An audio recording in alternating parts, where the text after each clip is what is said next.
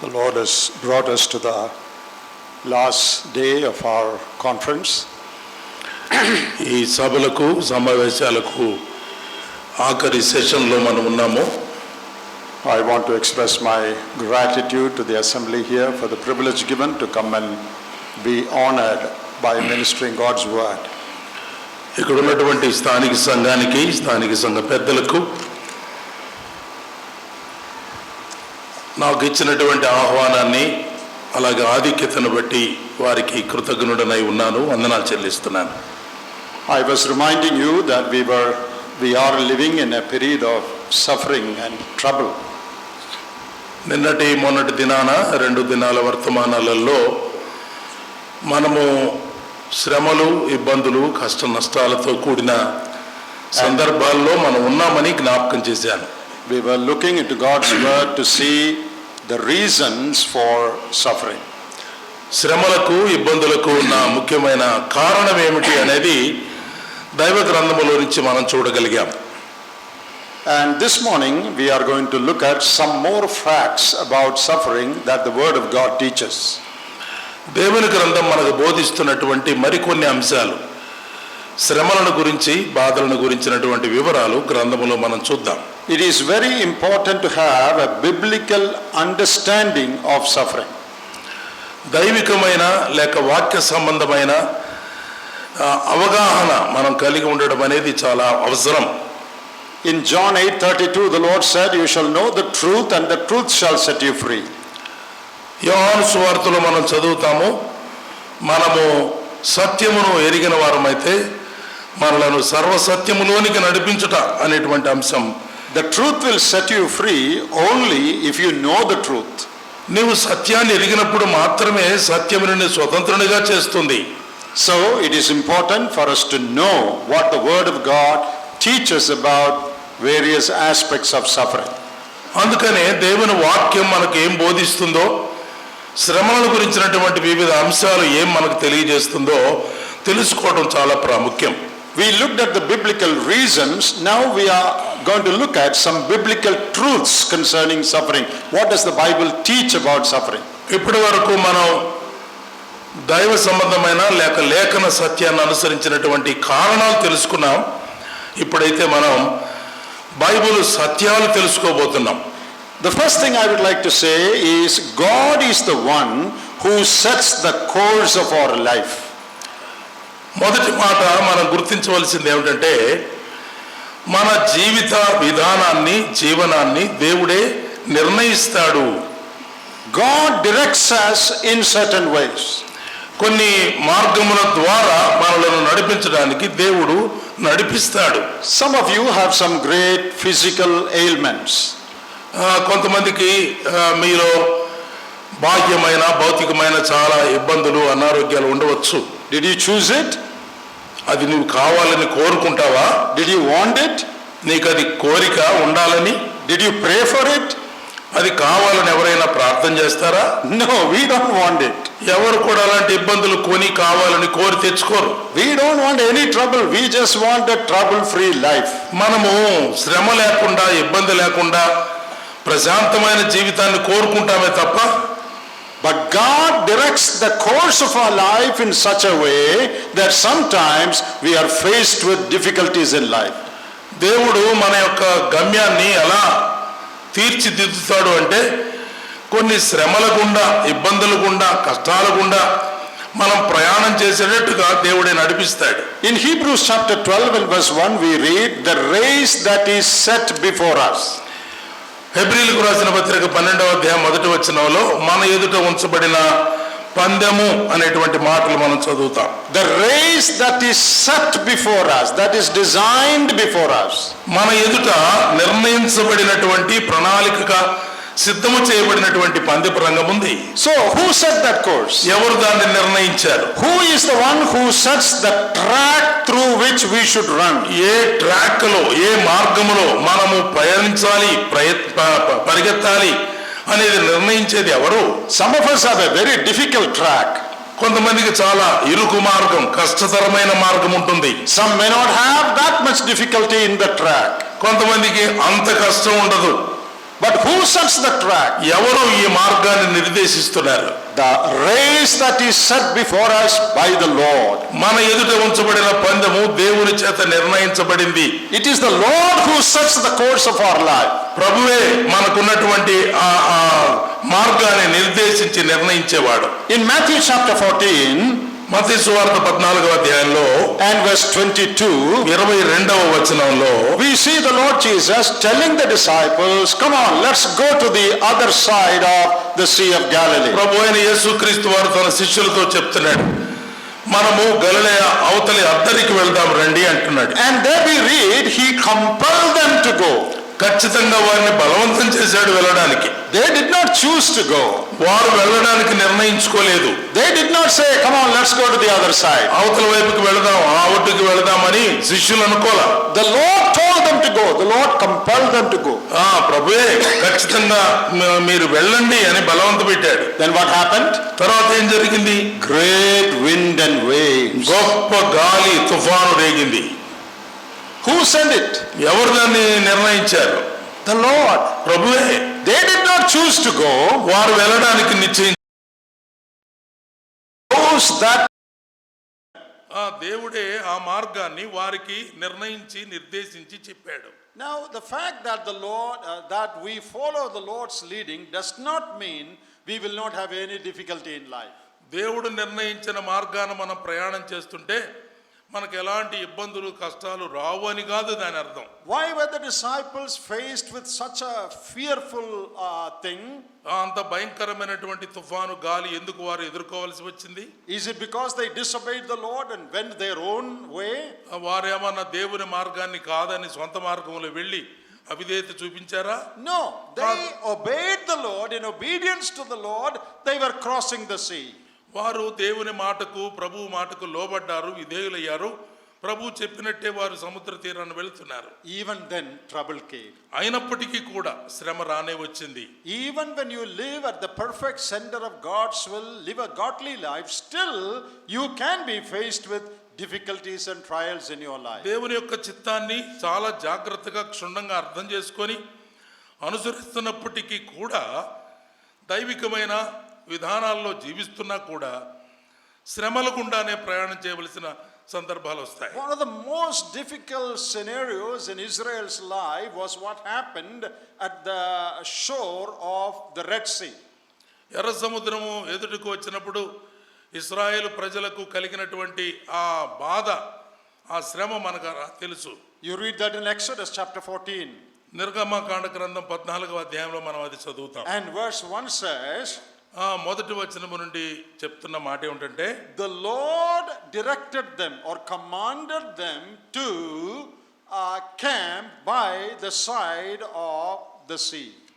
సముద్రపు ఒడ్డు వరకు వచ్చేటట్టుగా దేవుడే వారి యొక్క మార్గాన్ని నిర్దేశించాడు అని. Then what happened? తర్వాత ఏం జరిగింది? Big trouble. పెద్ద సమస్య. Pharaoh and his people, they are chasing. ఫరో వారి యొక్క సైన్యం అంతా కూడా వెంటబడుతున్నారు. Where to go now? ఎక్కడికి వెళ్ళాలి ఇప్పుడు? In front the sea. ఎదురుగానేమో ఎర్ర సముద్రం ఉంది. They are between Pharaoh and the deep sea. అక్కడ ఉన్నటువంటి లోతైనటువంటి సముద్రానికి ఫరో యొక్క సైన్యానికి మధ్యలో ఇరుక్కుపోయారు. They were in panic. What to do now? ఏం చెయ్యాలనేటువంటి గందరగోళంలో ఉన్నారు. Nowhere to turn to. ఎటు తిరగాలి అర్థం కావడం లేదు. We cannot run back. Pharaoh is coming. We cannot go forward. The ocean is there. ముందుకు పరిగెత్తుదామంటే సముద్రం అడ్డుగా ఉంది, వెనక్కి వెళదామంటే ఫరో సైన్యం ఉంది. Big trouble. పెద్ద సమస్య. Who caused it? ఎవరు దాన్ని కలిగించారు? Did the children of Israel choose to stay by the seaside, or did the Lord guide them there? ఇశ్రాయేలు ప్రజలే సొంతగా ఎన్నుకొని ఇటు వెళ్దాం అనుకున్నారా, లేదా దేవుడే నిర్ణయించి పంపించాడా? It is the Lord who guided them there. దేవుడే వారిని అలాగున నడిపించాడు. In 2 Corinthians 12 రెండవ కొరింథీ పత్రిక 12వ అధ్యాయంలో and verse 7, 7వ వచనంలో Paul talks about a thorn in the flesh that was given to him. శరీరములో తనకున్నటువంటి ముళ్ళును గురించి పౌలు మాట్లాడుతున్నాడు. That was something very difficult. We don't know what it is, but very difficult. చాలా ఎక్కువ సమస్య అది. అది ఏంటో చెప్పబడలేదు కానీ చాలా బాధ. There it is written, a thorn is given unto me. ఆ ముళ్ళు నేను అత్యధికంగా హెచ్చిపోకుండానట్లుగా నాకు ఇవ్వబడింది అంటున్నాడు. A thorn in the flesh is given to me. ఆ ముళ్ళు నాకు శరీరములో ఇవ్వబడింది అంటున్నాడు. Who gave it? ఎవరిచ్చారు? Did Paul put it upon himself? తనకు తానుగానే ముళ్ళు ఉంచుకున్నాడా శరీరంలో? No. కాదు. It is given by the Lord. ప్రభువే దాన్ని ఇచ్చాడు. So what I wanted to tell you in this first point is, ఈ మొదటి మాటలో నేను చెప్పనుద్దేశించిన సంగతి ఏమిటంటే, it is the Lord who directs the course of our life. మన జీవితం యొక్క గమ్యము, దిశ, మార్గము అంతా కూడా నిర్దేశించేవాడు ప్రభువే. If you are walking with the Lord, ప్రభుతో నీవు నడుస్తున్నావా? living at the center of God's will, దేవుని యొక్క చిత్తాన్ని కేంద్రంగా పెట్టుకొని and జీవిస్తున్నావా? the troubles and sickness and difficulties that come your way should not discourage you, because it is the Lord who has given that to you. నీ మార్గములోనికి శ్రమ, ఇబ్బంది, కష్టము, నష్టము వచ్చినా నిన్ను ఆటంకపరచరాదు. కారణం ఏమిటంటే అది దేవుని చేత నిర్దేశించబడినటువంటి మార్గం. It is true that if we go our own way, we can get into trouble. ఒకవేళ మన సొంత మార్గములో మనం వెళ్ళినప్పుడు ఏదైనా శ్రమలు మనం ఎదుర్కొంటే, But even if you go according to the will of God, you can still be faced with troubles. దేవుడు నిర్దేశించినటువంటి మార్గములో ప్రయాణం చేస్తున్నప్పటికీ కూడా మనకు శ్రమలు వచ్చే అవకాశం ఉన్నది. Those who are passing through such trials, అటువంటి శ్రమల గుండా ప్రయాణం చేస్తున్న వారు ఎవరైనా, you should tell yourself, నీకు నువ్వు చెప్పుకోవాలి, it is the Lord who has set this course for my life. దేవుడే ఈ పరిచాడని. I should not rebel against that. దానికి వ్యతిరేకంగా పోరాటం చేయరాదు, I తిరుగుబాటు should చేయరాదు. not fight with God and say, God, why did you allow this difficulty? దేవా, ఎందుకు నాకు ఈ శ్రమలు రప్పించావు, అనుమతించావని పోరాటం చేయకూడదు. God who loves you, your heavenly Father, He is the one who has set this for you. పరలోకముందున్నటువంటి ఆ తండ్రి నిన్ను ప్రేమించిన వాడై ఈ మార్గాన్ని నీ కొరకు నిర్ణయించాడు. So the first truth, it is the Lord who sets the course of our life. మన జీవితాలకు ఆయనే నిర్దేశించిన మార్గములో మనం ప్రయాణం చేస్తాం. And the second truth that we understand from the scriptures, రెండవ సత్యము వాక్యములో ఏమి నేర్చుకుంటామంటే, all trials are with a purpose and for our good. మనకు కలిగేటువంటి శ్రమలు, ఇబ్బందులు, నష్టాలు అన్నీ కూడా ప్రత్యేకమైన ఉద్దేశంతో మన మేలు కొరకే జరుగుతాయి. God never does anything without planning. ప్రణాళిక లేకుండా, ముందుగా ఆలోచించకుండా ఏది మన జీవితంలోనికి రానివ్వడు. All that God does, He has a purpose. ఆయన చేసేదంతా కూడా ఒక ఉద్దేశపూర్వకంగానే చేస్తాడు. And that purpose is something good. ఆ ఉద్దేశము ఖచ్చితంగా మంచిదై ఉంటుంది, మేలై ఉంటుంది. You know, the scriptures say that God is good. దేవుడు మంచివాడని లేఖనం చెప్తుంది. If God is good, all that He does also has to be good. ఆ దేవుడు మంచివాడైతే ఆయన చేసే ప్రతి చర్య, ప్రతి క్రియ మంచిదై ఉంటుంది. Look at Psalm 145. 145వ కీర్తన చూడండి, and verse 17. 17వ వచనం. Psalm 145 and verse 17. 145వ కీర్తన 17వ వచనం. యెహోవా తన మార్గములన్నిటిలో నీతి గలవాడు, తన క్రియలన్నిటిలో కృప చూపువాడు. The Lord is righteous in all His ways. ఆయన నీతి గలవాడు తన మార్గములన్నిటిలో, and He is gracious in all His work. తన క్రియలన్నిటిలో కూడా కృప చూపించేవాడు. Do we believe that? ఆ విషయాన్ని నమ్ముతున్నావా నీవు? How many of us believe that God is righteous in all that He does? ఆయన చేసిన ప్రతి ఆయన మార్గములన్నీ కూడా నీతి గల మార్గాలని, ఆయన చేసేదంతా కృప కలిగిందని, and He is gracious in all that He does. ఆయన చేసే క్రియలన్నీ కూడా కృప కలిగిన క్రియలేనని. Sometimes when some difficulties come our way, మన మార్గంలోనికి కొన్ని సమస్యలు వచ్చినప్పుడు we think in our heart, మన హృదయాల్లో ఇలా ఆలోచిస్తాం. we may not say that, మనం అనంగానే బయటికి, but we think, మనం ఆలోచిస్తాం, hey God, you made a mistake here. ప్రభువా, ఇక్కడ పొరపాటు పడ్డావు నువ్వు. Why did you allow this now? నాకెందుకు తెచ్చిపెట్టేవి ఇది? You should not have allowed it. నువ్వు రానీయకుండా ఉండాల్సింది. We tend to advise God, we want to counsel God. దేవునికి ఏదో మనం ఉపదేశం చేద్దామని, లేకపోతే ఆయనకు ఒక సలహా ఇద్దామని అనుకుంటా ఉంటాం. You made a mistake here. ప్రభువా, తప్పు చేసేవయ్యాడు, This is not good. ఇది మంచిది కాదు కదా. Don't say like that. పొరపాటును కూడా అనబాకండి. God is righteous. ఆయన and తన gracious. మార్గములన్నిటిలో నీతి గలవాడు, క్రియలన్నిటిలో కృప చూపించేవాడు. He never makes a mistake. ఎప్పుడు పొరపాటు చేయడు ఆయన. All trials are with a purpose. ఆయన చేసే ప్రతిదీ కూడా ఒక ఉద్దేశంతో చేస్తాడు. All of us know Romans 8:29 that says, 28 that says, all things work together for our good. రోమా 8:28 ప్రకారంగా మనకు జరిగే అన్ని కూడా మేలు కొరకే జరిగిస్తాడని.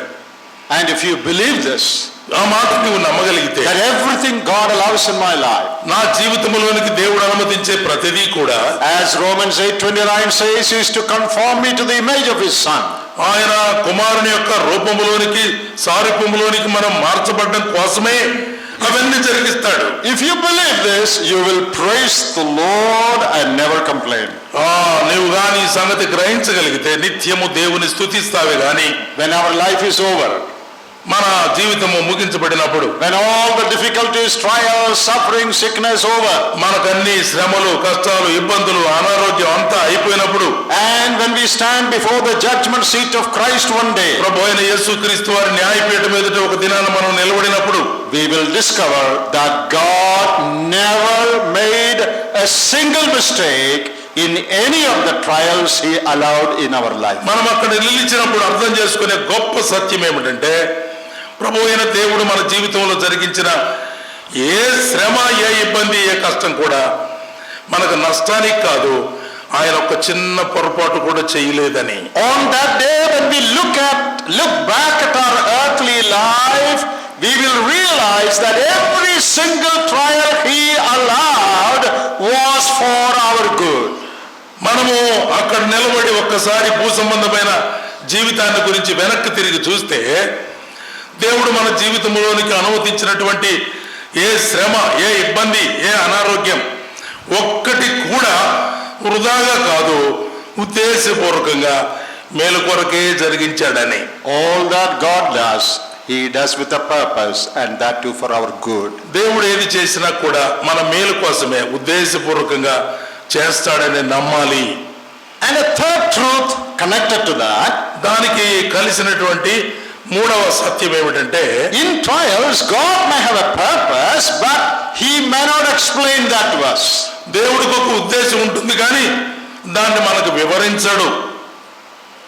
We cannot understand most of them.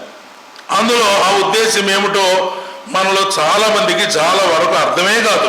God has a purpose. దేవునికి ఒక ఉద్దేశం ఉంది. He is working out that purpose for our good. దాని మీద పని జరిగిస్తూ ఉంటాడు. But when we pass through it, we don't understand what that purpose is. ఆ మార్గంలో గుండా, శ్రమలో గుండా మనం ప్రయాణం చేస్తున్నప్పుడు ఆ ఉద్దేశం ఏందో మనకు అర్థమే కాదు. God may not explain it to us. దేవుడు దాన్ని ఎప్పుడు కూడా మనకు వివరించడు. We are expected to trust him and walk by faith.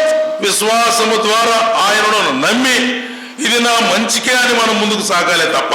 Think of the troubles Job had. యోబునకు కలిగినటువంటి శ్రమను జ్ఞాపకం What చేసుకో. all pain and misery. ఎంత దారుణమైనటువంటి దుస్థితి ఆయనకి ఏర్పడింది. Did God tell Job, don't worry, this is just to defeat Satan, so you don't worry. యోబుతోటి ఏమన్నా ప్రభువు చెప్పాడా, యోబు ఏం భయపడబాక, సాతాను ఓడించడం కోసం ఇవన్నీ నీకు రాణిస్తున్నా గానీ తర్వాత మంచి ఉందని ఏమని చెప్పాడా? We know that because it is written in the scriptures. మనకు అర్థమైంది, ఎందుకంటే ఇది గ్రంథంలో రాసి ఉంది కాబట్టి, చదివాం కాబట్టి మనకు తెలుసు. But Job did not have the book of Job in his hand. ఆ యోబు గ్రంథం యోబు చేతిలో ఉందా ఆ రోజున? లేదు కదా. అందుకని ఏం జరగబోతుందో ఆయనకి తెలియదు. God did not explain to Job and say, Satan came and said like this, that is why I allowed this. సాతానుడు వచ్చి నన్ను ఇట్టు అడిగాడు, అందుకని నేను నీకు అనుమతించాను, శ్రమ పడతావు, తర్వాత బాగవుతావులే, ఇవన్నీ ఏం చెప్పలా. Great suffering, but God is silent. గొప్ప శ్రమ మనకు వచ్చినప్పుడు కూడా దేవుడు మౌనంగా ఉంటాడు, ఎక్స్ప్లెయిన్ చేయడు. No explanation. ఏమి వివరణ ఉండదు. Think of the life of Joseph. యోసేపుని గురించి ఆలోచన చేయండి. Very good young man. ఎంత మంచి యవనస్తుడు.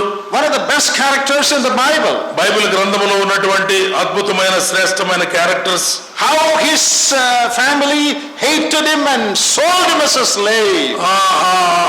యోసేపును అన్నదమ్ములైనటువంటి వారు ఎంత బాధించి అమ్ముకున్నారు బానిసగా. Far away from his loving father and all his brethren, he is in a far off strange land, Egypt. ఏదో వేరే దేశంలో, ఐగుప్తు దేశంలోనికి అమ్మబడ్డాడు.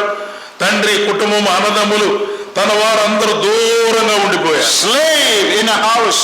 ఒక ఇంటిలో బానిసగా ఉన్నాడు. And there the mistress of that house accused him falsely and put him in prison. ఆ ఇంటిలో ఉన్నటువంటి యజమానురాలు అపనింద వేసి అనవసరంగా నిర్దాక్షిణ్యంగా జైలుకు పంపించేశారు. I sometimes think of the opinion people may have had about Joseph. People who heard this incident, you know what they might have thought about it. ఈ సంభవాన్ని గురించి విన్నటువంటి వారు ఎవరైనా కూడా యోసేపుని గురించి ఇలా ఆలోచన చేస్తారు. How dare he do this to his mistress? ఈ ఇంట్లో బానిసగా ఉన్నవాడు మరి ఆ ఇంటి యజమానురాలుకి ఇట్లా చేస్తాడా? That woman who gives him food, feeds him. ఆ ఇంట్లో పని చేసేవాడుగా పెట్టుకొని అన్నం పెడుతున్నటువంటి ఆ తల్లికి How does a slave boy, how does he misbehave with his mistress? అక్కడ ఉన్నటువంటి ఆ పోతిఫరు భార్యతో ఎందుకు అలా దుష్ప్రవర్తన కలిగి ఉన్నాడు? He's a dirty fellow. అది మంచోడు కాదు, మురికివాడు. Actually we should put him to death. That is what we should do. అసలు చంపేస్తే బాగుంటుంది. మరణదండనే సరైంది వాడికి. Imprisonment is not enough. ఆ ఊరక జైల్లో వేస్తే సరిపోదు శిక్ష. How can he grab his master's wife? అతని యజమానుని యొక్క భార్యని ఎలా పట్టుకుంటాడు? That is what everybody thought. ఎవరైనా ఆ మాటలు విన్న వాళ్ళు అనుకోవాల్సిన సంగతి అదే. Only Joseph knew he was innocent and God also knew. ఆ దేవునికి తెలుసు, యోసేపుకు మాత్రమే తెలుసు. How did people ఆయన ఏమాత్రము తప్పు చేయలేదని. How did people look at Joseph? కానీ ప్రజలంతా ఎలా చూస్తారు? A terrible fellow. వీడు మంచోడు కాదని. He should be beheaded. ఖచ్చితంగా తల నరికేస్తే పోయేది. How dare he do such things to his master's wife? ఎంత ధైర్యం వీడికి యజమాని భార్యతో. Everyone misunderstood him. ప్రతి ఒక్కరు కూడా అపార్థం చేసుకుంటారు. Put in prison. జైల్లో వేయబడ్డాడు. Did God explain to Joseph and say, Joseph, don't worry, I am doing this to make you the prime minister? ఇదంతా యోసేపునికి ఏమన్నా దేవుడు ఎక్స్ప్లెయిన్ చేశాడా, వివరించాడా? యోసేపు ఏం భయపడబాక, నిన్ను ప్రధానమంత్రిని చేయడానికి స్కీమ్ అంతా వేసానులే, నిదానికి ఇదంతా మేలు జరగబోతుంది అన్నాడా? Did Joseph understand that all this is to promote him? అది నీకు మేలు కోసమే, ప్రమోషన్ కోసమే ఇట్లా చేస్తున్నానన్న సంగతి యోసేపుకైనా అర్థమైందా? No explanation. ఏ వివరణ లేదు. Joseph has no understanding. యోసేపుకి ఏం అర్థం కాలేదు. God did not explain. దేవుడు దేనిని కూడా వివరించడు. Joseph was supposed to trust God and walk by faith. యోసేపు మాత్రం దేవుని నమ్మి విశ్వాసముతో ముందుకు నడిచాడు. In our life also. మన జీవితాలు కూడా అంతే. Sometimes when very strange things happen. మన జీవితాల్లో చాలా వింతైన సంగతులు జరుగుతాయి. Maybe a death in the family. మన కుటుంబాల్లో మరణం కావచ్చు. Maybe some terminal illness. Some terminal illness. ఏదో చాలా దారుణమైనటువంటి అనారోగ్యం కావచ్చు. And some other big problem. చాలా గొప్ప సమస్య కావచ్చు. And we are asking God, why did you allow this? దేవా, ఎందుకు మాకు ఇది అనుమతించావని. What are you trying to do? ఏం చేయబోతున్నావు నాయనా? I don't understand. నాకు అర్థం కావడం లేదు. We will not understand. మాకు అర్థమే కాదు. Why we will not understand? ఎందుకు అర్థం కాదు మనకి? Because we are human beings with a finite understanding. మనకున్నటువంటి చాలా పరిమితి కలిగినటువంటి జ్ఞానం, పరిమితి కలిగినటువంటి ఆలోచన. When we try to analyze what God has not revealed, we will be confused. ఆ దేవుడు మనకు వివరించకపోతే, ప్రత్యక్షపరచకపోతే మనం ఏమీ అర్థం చేసుకోలేం, గందరగోళానికి గురి అవుతాం. When we try to understand or analyze certain things that God has not revealed to us, God has hidden from us, if you try to understand that, you will be confused. దేవుడు మనకు దాచినవి ఏదైనా ఉంటే వీళ్ళకి చెప్పాల్సిన అవసరం లేదని గోప్యంగా వాటిని ఉంచేస్తే, మనం కానీ అది ఏందని తెలుసుకోవడానికి ప్రయత్నం మొదలు పెడితే మనమంతా కన్ఫ్యూజ్ అయిపోతాం, గలిబిలైపోతాం తప్ప ఏమి ప్రయోజనం ఉండదు. God has great plans. దేవునికి చాలా గొప్ప ప్రణాళికలు ఉన్నాయి. But he may not explain it. ఆయన మనకు వాటిని వివరించడు. You have to just trust that God is good and he will do the right thing at the right time. దేవుడు మంచివాడు, మేలు చేసేవాడు, సరైన సమయంలో సరైన మేలు నీ జీవితానికి చేస్తాడు. There was a man called Elijah, a prophet in the Old Testament. Elijah. Old testament. Prophet Elijah. ఏలియా ప్రవక్త ఉన్నాడు పాత నిబంధన గ్రంథంలో. And he was a great warrior. ఆయన గొప్ప యోధుడు. But one day he got so frightened about the queen that he went and he was under a juniper tree. He said, God, take my life. I don't want to live. ఆయన ప్రవక్త చాలా రాణి విషయమై భయపడి ఆ స్త్రీ విషయమై చాలా ఆందోళన చెందినవాడై దేవుని దగ్గర అర్థం కాని పరిస్థితుల్లో ఒక ప్రార్థన చేశాడు. దేవా, నా ప్రాణం తీసేసేయి. I don't want to live anymore. నేను ఇంకా జీవించడానికి ఎంత మాత్రం ఇష్టపడడం లేదు. You know, when you are totally disappointed, you say, I want to die. పూర్తిగా మనము నిస్సహాయ స్థితిలోకి వచ్చినప్పుడు నేను బ్రతకడమే మంచిది కాదు, నన్ను చంపేసే అంటారు. Elijah was a man like that. ఏలియా అలాగే చేశాడు. God, take my life. దేవా, నా ప్రాణం తీసుకో. In any case, I will die one day. నేను ఏదో ఒక రోజున ఖచ్చితంగా చచ్చిపోవచ్చు. All human beings will die. మనుషులందరూ చనిపోతారు కదా. So I better die now. నేను ఇప్పుడు చచ్చిపోతేనే మేలు. You take my life. నా జీవితం తీసుకో. When God heard this, ఈ ప్రార్థన దేవుడు ఆలకించినప్పుడు God laughed. దేవుడు నవ్వాడు. It is not in the Bible, బైబిల్లో లేదు కానీ ఆ మాట. but I am thinking God is laughing. నేను అనుకుంటున్నా, నవ్వుకుంటున్నాడు. ఏం ప్రార్థన నీ ప్రార్థన? Why did God laugh? ఎందుకు నవ్వుతున్నాడు దేవుడు? Can you guess something? Why did God laugh? మీరు ఆలోచించగలరా, ఊహించగలరా ఎందుకు నవ్వి ఉంటాడు దేవుడు? When he said, take my life, I want to die, God is laughing sitting in heaven. పరలోకమందు కూర్చున్నటువంటి దేవుడు నా ప్రాణం తీసుకొని ఈయన అడుగుతుంటే పెద్దగా నవ్వుతున్నాడు. Can you think something? ఆలోచించగలరా ఏందో? If God laughed, why did he laugh? ఒకవేళ దేవుడు నవ్వి ఉంటే ఎందుకు నవ్వి ఉంటాడు? God is saying, దేవుడు అంటున్నాడు, you buddhu, fool. అదే నీకు బుద్ధి ఉందా లేదా? తెలివి తక్కువడా. You are not going to die. నువ్వు చచ్చిపోవటంలో ఇప్పుడు I am going to take you alive. నేను నిన్ను సజీవంగానే నిన్ను పరలోకం తీసుకోవాలనుకుంటుంటే And you are saying, చంపేయి అంటావేంది? you are saying anyway one day everybody will die, I will also die, so let me die now. ఎవరైనా చచ్చిపోతారు, మానవులందరూ చచ్చిపోతారు, నేను ఒకరోజు చచ్చిపోతాను. ఎప్పుడు చచ్చిపోయింది, ఇప్పుడే చచ్చిపోతాను. Oh, what a foolish fellow you are. I have great plans for you. You will never die. నీ కొరకు ఒక గొప్ప ప్రణాళిక సిద్ధం చేశాను, నీకు మరణమే లేదు భూమి మీద. But did God explain that? దాన్ని ఏమన్నా వివరించాడా ప్రవక్తకు? God did not explain that. దాన్ని వివరించలేదు. Later from his life we know that he was taken up without death. మరణము చూడకుండా ప్రవక్త అయిన ఏలియా పరలోకానికి కొనిపోబడ్డాడని తర్వాత ఆయన జీవిత చరిత్రలో మనకు అర్థమవుతుంది తప్ప. Someone has said like this, ఒక ఆయన ఇలా అన్నాడు, if you want to make God laugh, tell him your plans. దేవుడిగా నువ్వు నవ్వించాలనుకుంటే, నిన్ను చూసి దేవుడు నవ్వాలనుకుంటే, Do you want to make God? నీ ప్లాన్ లేదు దేవుడికి చెప్పు. Do you want to make God laugh? దేవుడిని నవ్వించాలనుకుంటున్నారా? Then tell God your plans. నీ ప్లాన్ లేదో, నీ ప్రణాళిక లేదో దేవుడికి చెప్పేసి. Elijah is telling his plan. ఏలియా ఆయన ప్లాన్ చెప్పాడు. God, any case I will die after some time. ఏదో ఒక దినాన్ని నేను చచ్చిపోతాను కదా ప్రభువా, I better die now. నేను ఇప్పుడు చచ్చిపోతానయ్యా అన్నాడు. God is laughing sitting in heaven. దేవుడు పరలోకంలో కూర్చొని నవ్వుతా ఉన్నాడు. నువ్వు Elijah, I have great plans for you. You will never die. నీ కొరకు నేను గొప్ప ప్రణాళిక సిద్ధపరిచాను, నువ్వు ఎన్నడూ చనిపోవు. See how foolish and how finite our thinking is. మన ఆలోచన ఎంత పరిమితి కలిగిందో, మనం ఎంత తెలివి తక్కువగా ఆలోచన చేస్తామో చూడండి. In trials, God has a purpose, but He may not explain it to us. మనకొచ్చే శ్రమలు, మనకొచ్చే ఇబ్బందులు, దానికి ఒక ప్రత్యేకమైన ఉద్దేశం ఉంటుంది, కానీ దేవుడు వాటిని వివరించడు. We just have to trust Him and walk by faith. దేవుని మీద మనం పూర్తి నమ్మకం ఉంచి విశ్వాసముతో మన యాత్రలో ముందుకు నడవాలి. Sometimes God reveals His plan, most of the times He doesn't. చాలా సార్లు ఆయన కొన్నిసార్లు దేవుడు వాటిని తెలియజేస్తాడు, చాలా ఎక్కువ సార్లు దేవుడు వాటిని ఏమీ తెలియజేయడు. There was a missionary working among cannibals, man-eaters, who contracted TB, tuberculosis. ఒక దైవజనుడు, ఒక మిషనరీ గారు నరమాంసభక్షకుల మధ్యలో సేవ చేయడానికి వెళ్ళాడు. ఆయనకు జబ్బు వచ్చింది, పాపం టీబీ వచ్చింది. And he prayed many times, Lord, please remove this TB.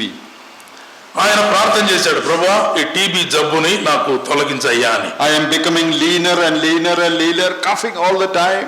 నాకు చాలా బలహీనం ఏర్పడింది, గుండెలంతా ఎండిపోతున్నాయి, ఓన్లీసారి దగ్గుతున్నాను, very sickly. చాలా బలహీనంగా అనారోగ్యంగా I ఉన్నాను. want to serve you among these man-eaters. ఈ నరమాంస భక్షకుల మధ్య నేను నీ కొరకు సేవ చేద్దామని కదా వచ్చాను. Lord, heal me. నన్ను స్వస్థపరచు ప్రభువా. But the Lord did not heal him. ప్రభు ఎంత మాత్రం స్వస్థపరచడం వల్ల One day when he was in the forest, he fell into the hands of these man-eaters. ఒకరోజు అరణ్యంలో వెళుతూ ఉండగా ఈ నరమాంస భక్షకులు చేతులు పడ్డాడు. They thought, we have a good feast today. Right, మంచివాడు దొరికేట్లా బాగా వండుకొని తిందాం అనుకుంటున్నారు వాళ్ళు. According to their tradition, they take any prey they get to the leader, elder of that village. ఎవరైనా అట్లా మనుషులు దొరికితే వాళ్ళ కాలనీలో ఉండేటువంటి పెద్ద ఉంటాడు, ఆయన దగ్గరికి తీసుకెళ్ళాలి first. And put him before the elder, and when the elder says, okay, let's eat, they will eat. ఆయన కానీ చూసి రైట్ తినొచ్చు అంటే తింటారు, లేకపోతే ఆయన చెప్పినట్టు వినాలి. So very gladly they took him to the elder. అందుకని ఈ దొరికినటువంటి మిషనరీని వాళ్ళ పెద్ద దగ్గరికి తీసుకెళ్లారు. Sir, we have got a white man today to eat, good lunch. తెల్లోడు దొరికాడు సార్, బాగుంది, మంచి మధ్యాహ్న భోజనం. So the elder looked at him. ఆ పెద్ద ఆ మిషనరీ వైపు చూచి, Only bones, ఒట్టి ఎముకలేరా, కండేది ఇడిగాడ, nothing to eat. తినటానికి ఏముంది ఇడిదో, Release him. వదిలిపారేయండి. How can you eat this man? ఎందుకు ఈ తినడానికి అక్కడ పనికే రాడు, వదిలిపెట్టేసేయండి అన్నాడు. When he went his way, he said for the first time, Lord, I thank you for my TB. ఇంటికి వెళ్ళి మిషనరీ గారు ప్రార్థన చేస్తూ, ప్రభువానికి స్తోత్రం, ఈ టీబీ ఇచ్చినందుకు వందనాలయ్యా. If you had healed my TB, they would have cooked me today. ఒకవేళ నా టీబీ జబ్బు బాగా చేసి ఉన్నట్టయితే, నాకు మామూలుగా కాటలు ఉన్నట్టయితే నన్ను శుభ్రంగా వండుకొని తినేవాళ్ళు మధ్యాహ్నం. Now I understand why you నాకు are. అర్థమైంది నాయన ఎందుకు ఈ టీబీ జబ్బు వచ్చిందో. Sometimes we understand, but very often we don't. కొన్నిసార్లు మనకు అర్థం అవుతాయి, చాలా సార్లు మనకు అర్థం కావు. Dear brothers and sisters, let us trust God and walk by faith even when we don't understand what God is doing. దేవుడు మన కొరకు ఏమి సిద్ధపరిచాడో, ఏం ప్రణాళికో మనకు అర్థం కాకపోయినా కూడా దేవుని మీద పూర్తి నమ్మకం ఉంచి విశ్వాసంతో మనం ముందుకు నడవాలే తప్ప. The fourth truth concerning suffering. నాలుగవ సత్యం ఏమిటంటే, Nothing happens to us or no one can touch us without God's express permission. దేవుని యొక్క అనుమతి లేకుండా మన జీవితాల్లోనికి ఏది ప్రవేశించదు, ఎవరూ మనల్ని ఏమీ చేయలేరు. Nothing can happen accidentally in our life. మన జీవితాలలో ఆకస్మికంగా జరిగేది ఏం ఉండదు. Did you know that? తెలుసా ఈ సంగతి మీకు? When Jesus stood before Pilate, యేసు ప్రభు వారు పిలాతు ముందు నిలిచినప్పుడు in John chapter 19 యోహాను సువార్త 19వ అధ్యాయంలో and verse 11, 11వ వచనంలో, Pilate said, don't you know that I have the right to release you or keep you? పిలాతు అంటున్నాడు, నేను నిన్ను విడిపించుటకును శిక్షించుటకు నాకు అధికారం ఉన్నదని నీకు తెలీదా? I can do anything with you. నేను నీతోటి ఏమైనా చేయగలను. Jesus said, ప్రభు అన్నాడు, Pilate, you are wrong. పిలాతు పొరపాటు పడుతున్నావు. Unless it is authorized from heaven, you cannot do anything to me. పరలోకము నుండి నీకు అనుమతి ఇవ్వబడకపోతే నా విషయంలో నువ్వేమి చేయలేవు. Do you believe that? ఈ విషయాన్ని మీరు నమ్ముతున్నారా? Unless God permits, no evil can happen to us. దేవుని యొక్క అనుమతి లేకుండా మన జీవితాలలో ఏ నష్టము, ఏ పొరపాటు జరగదు. In the life of Job, we see this lesson. యోబు యొక్క జీవితంలో కూడా ఇదే పాఠాన్ని మనం చూస్తాం. In Job chapter 1 యోబు గ్రంథం 1వ అధ్యాయంలో and verse 10, Satan says something very good. 10వ వచనంలో మనం గమనిస్తే సాతానుడు ఒక ప్రత్యేకమైన మాట చెప్తున్నాడు. You know, Satan very often tells lies. సాతానుడు ఎప్పుడు కూడా అబద్ధాలు ఆడుతుంటాడు, But here he tells the truth. కానీ ఇక్కడ ఒక సత్యం చెప్పాడు సాతాను. Because he is telling God, so he cannot tell a lie. దేవుడితో మాట్లాడుతున్నాడు కాబట్టి అబద్ధం చెప్పలేకపోయాడు. You know what do you know what the truth is? ఏమిటా సత్యం తెలుసా? Job 1:10. 10వ వచనం చూడండి, మొదటి అధ్యాయం యోబు గ్రంథం. You have a threefold hedge around him, his household and all that he has. నీవు అతనికిని అతని ఇంటి వారికిని అతనికి కలిగిన సమస్తమునకును చుట్టూ కంచె వేస్తేవి కదా. Satan is telling God, దేవుడితోటి సాతానుడు చెప్తున్నాడు, there is a threefold fence around God's people. మూడంచెల కంచె నీవు వేసావు కదా దేవుని ప్రజల చుట్టూ. First around him, మొదటేమో అతని చుట్టూ వేశావు. second fence around his household, అతని ఇంటి వారు చుట్టూ వేశావు. and third fence around all that he has on every side. మూడవ కంచె అతనికి కలిగిన సమస్తమునకు చుట్టూ. 3 rings of security every child of God has. ప్రతి దేవుని బిడ్డకు, ప్రతి విశ్వాసికి దేవుడిచ్చే రక్షణ వలయాలు మూడంచెలుగా ఉన్నాయని గుర్తించాలి. You know, when big ministers, VIPs travel, they have several rounds of security around them. పెద్ద పెద్ద అధికారంలో ఉన్నటువంటి మంత్రులు, ముఖ్యమంత్రులు, ప్రధాన మంత్రులు అటువంటి వారు వస్తే ఎన్ని రౌండ్లు వలయాలుగా వారికి కాపలా ఉంటారు. Around them there are security.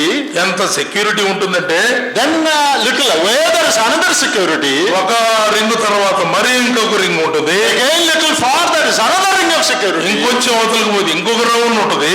So if someone has to attack them, they have to break all these rings. ఎవరైనా లోపలికి చొచ్చుకొని రావాలంటే ఈ వలయాలన్నీ దాటుకొని రావాలి.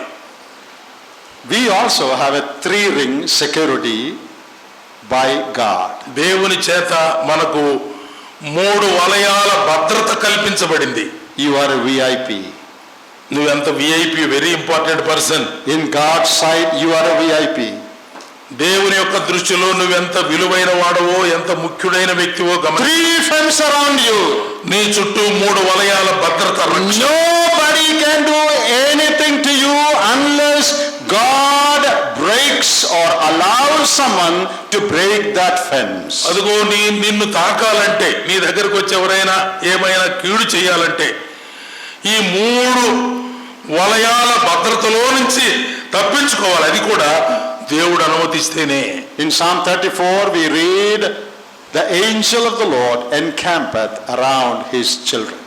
దేవుని యొక్క భక్తుల చుట్టూ ఆయన దూతల కావలి ఉంచుతాడనే మాటలు 34వ కీర్తనలో మనం చదువుతాం. God removed few fences, that is why Satan could touch Job. ఇక్కడ ఉన్నటువంటి రక్షణ వలయాలు, ఈ భద్రతా వలయాలు తొలగించినందున సాతానుడు యోబు దగ్గరికి వెళ్ళగలిగాడు. For God's own purpose, God allowed Satan to enter, removing the fence. That is why Satan could do all this. ఉద్దేశపూర్వకంగానే, దేవుని ప్రణాళిక ప్రకారంగానే ఆ రక్షణ వలయాలు తొలగించడం ద్వారా సాతానుడు వెళ్ళగలిగాడు. You know, in the Bible, except Satan, no other person has told us this truth. బైబిల్లో చాలా వింతైన మాట ఏమిటంటే, ఈ సత్యాన్ని, ఈ దేవుడు కలిగించే ఈ భద్రతను సాతాను తప్ప ఇంకెవ్వరూ చెప్పలేదు బైబిల్లో. Paul did not tell us. పౌలు చెప్పలేదు. David did not tell us. దావీదుకు ఈ విషయం తెలియదు. Thank you, Satan, for telling us this. మనం కూడా చెప్పాలి, థ్యాంక్ యూ సాతాన్, ఈ మంచి సత్యాన్ని మాకు తెలియజేశావు. That there is a 3-fold ring around every one of us. ప్రతి విశ్వాసి చుట్టూ 3 వలయాల రక్షణ భద్రతా వలయాలు ఉన్నాయని తెలియజేశావు. Nobody can touch you or do anything to you without God allowing those fences to be broken. దేవుని యొక్క అనుమతి లేకుండా, దేవుడు వలయాలు తొలగించకుండా ఎవ్వరూ కూడా నీకు ఎలాంటి కీడు, అపకారం, అపాయం తలపెట్టడానికే వీల్లేదు. How many of you believe this? How many of you believe this? ఈ విషయాన్ని ఎంతమంది నమ్ముతున్నారు మనలో? Now as theory everybody will say, oh, we all believe this. సిద్ధాంతపరంగా సత్యం మేము నమ్ముతాం అంటారు, కానీ But do you really believe this? నిజంగానే మనం నమ్ముతున్నావా మన అనుభవంలో? that nobody can touch you without God's permission? దేవుని యొక్క అనుమతి లేకుండా మనల్ని ఎవరు ఏమి చేయలేరన్న సత్యం నిజంగా నువ్వు నమ్మేవా? If you believe this, ఈ విషయాన్ని నమ్మితే you will always be praising God. ఇదే కానీ మనకు అర్థమైతే ఎట్లాంటి సందర్భంలో కూడా దేవానికి స్తోత్రం అని దేవుని స్తుతించడం తప్ప, And somebody tells you, I'll show you, I'll finish you off. నీ సంగతి చూస్తాను నిన్ను అంతు తేలుస్తా అన్నారు అనుకో, What will we say in our heart? లోపల ఏమనాలా? My friend, you cannot do anything. నువ్వేం చేయలేవు నాయన, మా దేవుడు అనుమతి లేకుండా. You cannot do anything to me, whoever you are. నువ్వు ఎంత గొప్పోడు అయినా, ఎంత ఫెరోషియస్ అయినా నువ్వు నాకేం చేయలేవు. You know, Jesus said, every hair of our head is numbered. దేవుడు చెప్పినటువంటి అద్భుతమైన మాట, మీ తల వెంట్రుకలన్నీ లెక్కించబడ్డాయి. Do you know how many hair there are on your head? అమ్మా, మీ తలలో ఎన్ని వెంట్రుకలు ఉన్నాయి మీకు తెలుసా? One interpreter has said, one Bible commentator said, commentator ఇలా చెప్పాడు, that verse doesn't mean that God knows the total number, but he knows the number of each hair. ఆ కామెంటేటర్ ఏం చెప్పాడంటే, మన దగ్గర మన తల వెంట్రుకలు ఎన్ని ఉన్నాయో లెక్క పెట్టి లెక్క చెప్పటం కాదు, కానీ ఒక్కొక్క వెంట్రుక నంబర్ ఏందో తెలుసు అంట ఆయనకి. This morning when I combed my hair, ఈ ఉదయకాలం నేను తలదూకుంటా ఉంటే 341st hair fell down. 341 కింద పడ్డాయి. Yesterday, నిన్న 205, number 205 hair fell down. 205ది సంఖ్య, వాటికి నంబర్లు ఇచ్చాడు అనమాట, 1 2 3 అని. And for sisters, so many hair falls down. Do you know the number of those hairs? ఎంటుకలు ఊడిపోతున్న సంగతి మీ అందరికి తెలుసు, కానీ పడిపోయిన వెంట్రుకల యొక్క నంబర్ ఎంతో, సంఖ్య ఎంతో మీకు తెలుసా? But God knows the number. కానీ ఊడిపోయిన వెంట్రుకల నంబర్ ఎంతో, Every number of your hair God knows. నీ తలలో ఉన్న వెంట్రుకలు ఎన్ని నంబర్లో ఎంత సంఖ్యో అన్నీ తెలుసు ప్రభువుకి. In one place the Lord Jesus said, ప్రభు అయిన యేసుక్రీస్తు వారు చెప్తున్నారు, are not 2 birds, sparrows, sold for, let us say, 1 rupee? 1 రూపాయికి 2 పిచ్చుకలు అమ్మబడతాయి. Then in another place he said, ఇంకొక స్థలంలో అన్నాడు, are not 5 sparrows sold for 2 rupees, 2 farthing? 2 రూపాయలకు 5 పిచ్చుకలు అమ్మబడతాయి. Jesus said both. 2 చెప్పాడు యేసు ప్రభు వారు. But there is a mistake in that calculation, right? ఆ లెక్కల్లో ఏదో పొరపాటు ఉన్నట్టుంది కదా. 1 rupee, 2 birds. 1 రూపాయికి 2 పెట్టెలు అన్నాడు. 2 rupees, how many birds? 2 రూపాయలకి ఎన్ని రావాలా? 4 birds. 4 రావాలా? But Jesus, యేసు ప్రభు వారు చెప్పారు, he said 1 rupee, 2 birds, 2 rupee, 5 birds. 2 రూపాయలకు 5 పిచ్చుకలు అన్నాడు. One servant of God said, దేవుని సేవకుడు ఒక ఆయన అన్నాడు, that means, దాని అర్థం ఏమిటంటే, how much is this sparrow? ఈ పిచ్చుక ఖరీదెంత? Oh, the merchant will say, for 1 rupee, 2. 1 రూపాయికి 2. 2 వస్తాయి. Okay, suppose I take for 2 rupees, what will you give? 2 రూపాయలకి ఎన్ని ఇస్తావు అని అడిగాం మనం. Okay, I will give 4, I will give 1 more. 2 ఇస్తా, 4 ఇస్తాను మామూలుగా, ఒకటేమో ఊరకనే కొసురు ఇస్తా. That is the 5th one. 5వది కొసురు, That has no value. దానికి విలువేమి లేదు. Jesus said, even that one which is given free, which has no value, that also without God's permission it will not fall down. దేవుని యొక్క అనుమతి లేకుండా కొసరుగా ఉచితంగా ఇవ్వబడినటువంటి పిచ్చుక కూడా నేలన పడదు, దేవుని అనుమతి లేకుండా. Did you understand that? విలువ లేనిది కూడా దేవుని దృష్టిలో ఉంది. That means without God's permission nothing will happen to us. దేవుని యొక్క అనుమతి లేకుండా మన జీవితాల్లో ఏమీ సంభవించదు. What a wonderful God we have. ఎంత అద్భుతమైన దేవుని మనం కలిగి ఉన్నాం. And the 5th truth I want to show you, 5వ సత్యం ఏమిటంటే, no suffering will be more than what you can bear. మనము భరించలేనంత కష్టం మన జీవితాల్లోకి ఏది రాదు. In 1 Corinthians 10:13, 1 కొరింథీ పత్రిక 10 verse 13, 10-13వ వచనంలో, let us read that. 1 Corinthians 10 verse 13. 1 కొరింథీ పత్రిక 10వ అధ్యాయం 13వ వచనంలో, సాధారణముగా మనుషులకు కలిగిన శోధన తప్ప మరి ఏది మీకు సంభవింపలేదు. దేవుడు నమ్మదగిన వాడు, మీరు సహింపగలిగినంతటి కంటే ఎక్కువగా మిమ్మును ఆయన శోధింపబడనియ్యడు. అంతేకాదు సహింపగలుగుటకు ఆయన శోధనతో కూడా తప్పించుకుని మార్గమును కలుగజేయును. Whether it is temptation to sin or trial of faith, this principle is true.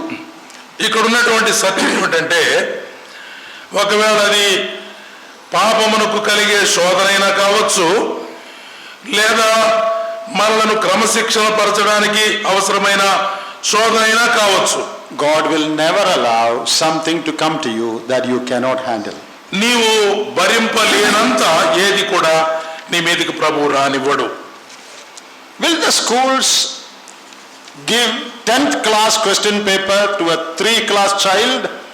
10వ తరగతి క్వశ్చన్ పేపర్ ఎవరైనా 3వ తరగతి చదువుకునే పిల్లోడికి ఇస్తారా? Will any school give that? A స్కూల్లోనైనా No school. 10వ తరగతి వాళ్ళ క్వశ్చన్ పేపర్ 3వ తరగతి వాళ్ళకి తెచ్చి రాయమంటారా? For third class question. 3వ తరగతి వాళ్ళకి 3వ తరగతి ప్రశ్నలే. God will never allow a trial, a temptation that is beyond our capacity to handle. మనము భరించగలిగినంత శోధనే తప్ప దానికి మించి దేవుడు అనుమతించాడు. So whatever God may allow, God will also give us the grace, the capacity to handle it. ఉన్నటువంటి ఆ శోధనను సహించడానికి, దానిని ఎదుర్కోవడానికి, నిలబడటానికి అవసరమైనటువంటి శక్తిని కూడా దేవుడిస్తాడు. So don't worry about the trials that may come. అందుకని మనకు వచ్చేటువంటి శోధనలు కానీ, శ్రమలను కానీ, ఇబ్బందుల గురించి కానీ భయపడవలసిన అవసరం లేదు. If God allows a trial, He will also give you a way of escape or the grace to go through that trial.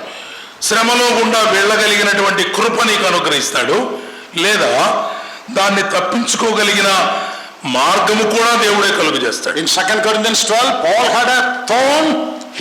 God did not remove it, but gave him the grace to handle it. 2వ కొరింథీ పత్రికలో పౌలుకు కలిగినటువంటి శరీరములో ఉన్న ముళ్ళను గురించి ఆలోచిస్తే దాన్ని భరించగలిగిన కృప దేవుడు అనుగ్రహించాడు. A sixth truth. 6వ సత్యం, God has promised that He will never leave us nor forsake us even in the midst of worst trials. ఎటువంటి భయంకరమైన పరిస్థితుల్లో కూడా ప్రభు అయిన దేవుడు మనల్ని ఎన్నడూ విడవడు, ఎడబాయడు అనే సత్యం అర్థం చేసుకోవాలి. When those boys in the book of Daniel were put into the flames, the Lord was walking with them. Shadrach Meshach అబేద్నెగో అనేటువంటి యువకులు, బాలురు అగ్ని గుండములో పడవేయబడినప్పుడు సహా దేవుడు వారిని విడిచిపెట్టలేదు. ఆయన వారి మధ్య, వారితో అగ్నిలో సంచరిస్తూ ఉన్నాడు. In Psalm 23, the psalmist said, "Though I walk through the valley of the shadow of death, I will fear no evil, for thou art with me." 23వ కీర్తనలో చెప్తున్నాడు, గాఢాంధకారపు లోయలలో నేను సంచరించినను ఏ అపాయమునకు భయపడను, నీవు నాకు తోడై ఉన్నావు. Whatever may happen to you, the Lord's presence will be there. నీకు ఏమి సంభవిస్తూ ఉన్నా, ఎలాంటి పరిస్థితుల్లో నీవు ఉన్నా, దేవుని సన్నిధి నీతో ఉన్నది. He will never leave you nor forsake you. ఆయన నిన్ను ఎన్నడూ విడువడు, ఎడబాయడు. That's a very strong promise. ఎంత అద్భుతమైనటువంటి వాగ్దానం అది. God says, "I will never leave you." నేను ఎన్నడూ నిన్ను విడువను, ఎడబాయను. Is that not enough? చాలదా అది మన జీవితాలకు? Whatever be our trial or difficulty, the Lord says, "I am with you, I will never leave you." శ్రమ ఏదైతే, కష్టం ఏదైతే, ఇబ్బంది ఏదైతే, ఎలాంటి పరిస్థితుల్లో మనం ఉంటేనేమి, నేను మీకు తోడుగా ఉన్నాను అన్న మాట చాలదా? And a seventh truth. 7వ సత్యం, Sorrow and comfort, trial and joy go together in Christian life. క్రైస్తవ జీవితంలో ఒకవైపు శ్రమ, మరొక వైపు ఆనందం, రెండు కూడా కలిసి ప్రయాణం చేస్తున్నట్టుగా మనం చూస్తాం. In 2 Corinthians chapter 6, కొరింథీయులకు రాసిన 2వ పత్రిక 6వ అధ్యాయంలో verse 10, Paul says, పౌలు చెప్తున్నటువంటి మాట, "As sorrowful, yet always rejoicing." శ్రమలో ఉన్నప్పటికీ, దుఃఖములో ఉన్నప్పటికీ కూడా మేము ఎప్పుడు ఆనందంగానే ఉన్నాము. What a wonderful thing that is. There is sorrow, but in the midst of that, there is rejoicing. దుఃఖములో ఉన్నప్పటికీ కూడా మేము ఆనందిస్తూ ఉన్నాం. And in chapter 7, 7వ అధ్యాయంలో verse 4 says, 4వ వచనం, I am filled with comfort, last part. I am exceedingly joyful in all our tribulation. మా శ్రమ అంతటికి మించిన అత్యధికమైన ఆనందముతో ఉప్పొంగుచూ ఉన్నాను. Verse 5, the 6th last part, 6వ వచనం, God comforts those who are downcast. ఆయనను దీనులను ఆదరించు దేవుడు అంటున్నాడు. So, in the midst of sorrow, God will give us joy. దుఃఖములో, శ్రమలో, ఇబ్బందిలో దేవుడు ఆదరణిచ్చేవాడు, ఆనందమిచ్చేవాడు. Paul says, I'm filled with comfort in the midst of tribulation. శ్రమలలో అద్భుతమైనటువంటి ఆదరణ లభిస్తుందని పౌలు చెప్తున్నాడు. In chapter 8, verses 1 and 2, 8వ అధ్యాయం మొదటి 2 వచనాలలో we read about the believers in Macedonia. Macedonia సంఘములకు అనుగ్రహించబడిన కృపను గురించి జ్ఞాపకం చేస్తున్నాడు. They were in great trial of affliction, but they had abundance of joy. వారు బహుగా శ్రమల వలన పరీక్షించబడగా అత్యధికంగా సంతోషించారంటున్నాడు. They had deep poverty, but they were able to show great generosity. వారు నిరుపేదలైనప్పటికీ కూడా వారి దాతృత్వం బహుగా విస్తరించిందంటున్నాడు. Even if we have sorrow, we have comfort along with sorrow. మనకు దుఃఖం ఉన్నప్పుడు, శ్రమ ఉన్నప్పుడు దానితో పాటు దేవుని ఆదరణ, ఆనందం మనకు లభ్యమవుతుంది. Only in Christian life they will go together. క్రైస్తవ జీవితంలో మాత్రమే శ్రమ, ఆనందం, దుఃఖము, ఆనందం రెండు కలిసి వెళ్ళగలవు. For the people in the world, sorrow means only sorrow, no comfort. లోకంలో ఉన్నటువంటి ప్రజలకి ఇది అర్థం కాదు. దుఃఖం అంటే దుఃఖమే, గందులోనే ఏడుస్తారు. But for believers, కానీ విశ్వాసులకు sorrow is there, దుఃఖం ఉంది, but in the midst of that, lot of comfort. దుఃఖంలో కూడా దేవుని యొక్క ఆదరణ ఉంది. Peace that passeth all understanding will rule our hearts. మన శాంతి మనకు అద్భుతమైనటువంటి రీతిలో మన హృదయాలకు అంతు చిక్కనటువంటి శాంతిని ఇస్తుంది. Finally, one more truth. ఒక ఆఖరి సత్యం, Compared to the eternal bliss that is to come, our trials on this earth are momentary affliction, temporary affliction. మన ఎదుట ఉండినటువంటి అద్భుతమైన పరలోకపు మహిమలను దృష్టిలో పెట్టుకొని చూస్తే ఈ భూలోక సంబంధమైన, శరీర సంబంధమైన శ్రమలు చాలా తాత్కాలికమైన అర్థం అవుతా ఉంది. 2 Corinthians 4:17. 2 Corinthians chapter 4 and verse 17. 4:17, 2వ కొరింథీ పత్రిక 4:17లో మనం గమనిస్తే, For our light affliction, which is but for a moment, is working for us a far more exceeding and eternal weight of glory. మేము దృశ్యమైన వాటిని చూడక అదృశ్యమైన వాటిని నిదానించి చూచుతున్నాము కనుక క్షణమాత్రముండు మా చులకని శ్రమ మా కొరకు అంతకంతకు ఎక్కువగా నిత్యమైన మహిమ భారము కలుగు చేయొచ్చు ఉన్నది. Affliction is light and only for a moment. క్షణమాత్రమే ఉండే ఈ చులకన శ్రమ, But the glory that we are going to get is, eternal weight of glory. కానీ ఎక్కువగా మేము చూస్తున్నది నిత్యమైన మహిమ. In 1 Peter chapter 5 మొదటి పేతురు పత్రిక 5వ అధ్యాయం and verse 10, Peter says, 10వ వచనములో పేతురు అంటున్నాడు, After you have suffered a little while, you are going to get glory. కొంచెము కాలము మీరు శ్రమ పడిన తర్వాత. So, dear brothers and sisters, ప్రియమైన వారలారా, సహోదరి సహోదరులారా, our afflictions are momentary only for a short while compared to the eternal bliss glory that we are going to receive. పరలోక మహిమ ముందు మనం ఎదుర్కొంటున్నటువంటి సమస్య, దుఃఖము, శ్రమ అదంతా కూడా క్షణమాత్రం ఉండే చులకన శ్రమ. There are even other truths that the Bible teaches about sufferings. ఇంకా అనేకమైన సత్యాలు బైబిల్ గ్రంథంలో శ్రమలను గురించి చెప్పబడ్డాయి. But we will close with this. కానీ దీంతో మనం ముగించుకుంటున్నాము. In this world we have trouble. ఈ లోకంలో మనకు శ్రమ ఉంది. John 16:33, the Lord said, you have tribulation in the world. ఈ లోకములో మీకు శ్రమ అని ప్రభు చెప్పాడు. But be of good cheer, for I have overcome the world. కానీ నేను లోకమును జయించి ఉన్నాను కనుక మీరు సంతోషంగా ఉండండి. Matthew 28, last part, Jesus said, Lo, I am with you always till the end of the world. మత్తయి సువార్త 28వ అధ్యాయం చివరి భాగంలో చెప్తున్నాడు, ఇదిగో సదాకాలము నేను మీతో కూడా ఉన్నాను అంటున్నాడు. We have no exemption from sufferings. మనకు ఎంత మాత్రం కూడా శ్రమల నుంచి మినహాయింపు ఏమీ లేదు, కానీ But the Lord will be with us as we go through them. కానీ ప్రభు మనతో ఉన్నాడు ఆ శ్రమలలో గుండా వెళ్లే సందర్భాలలో. That is for our good. అది మన మేలు కోసమే. Formation of our character. మన యొక్క క్యారెక్టర్ మార్పు చెంది ప్రభు సారూప్యతలోనికి మార్చబడ్డానికి. To conform us to the image of Jesus Christ. ప్రభు అయిన యేసుక్రీస్తు వారి స్వరూపంలోనికి మార్చబడడం కోసమే. As we pass through it, he will never leave us nor forsake us. వీటిల్లో గుండా మనం వెళ్తూ ఉండగా ప్రభు మనం ఎన్నడూ మనలను విడవడు ఎడబాయుడు. Let us thank God for all these wonderful truths. ఆయన యొక్క అద్భుతమైన లేఖన సత్యాలను బట్టి దేవునికి స్తుతి చెల్లిద్దాం. May we be encouraged by these truths revealed in God's word. దేవుని యొక్క వాక్యములో మనకు వివరించబడి తెలియజేయబడినటువంటి సత్యాలను బట్టి దేవుని స్తుతిద్దాం. I want to thank everyone who prayed for me. నా కొరకై ప్రార్థించిన మీ అందరికీ హృదయపూర్వకమైన వందనాలు తెలియజేస్తున్నాను. Please continue to pray. అలాగే మీ ప్రార్థనలో జ్ఞాపకం చేసుకోండి, కొనసాగించండి. And greetings to everyone. అందరికీ వందనాలు. Thank you.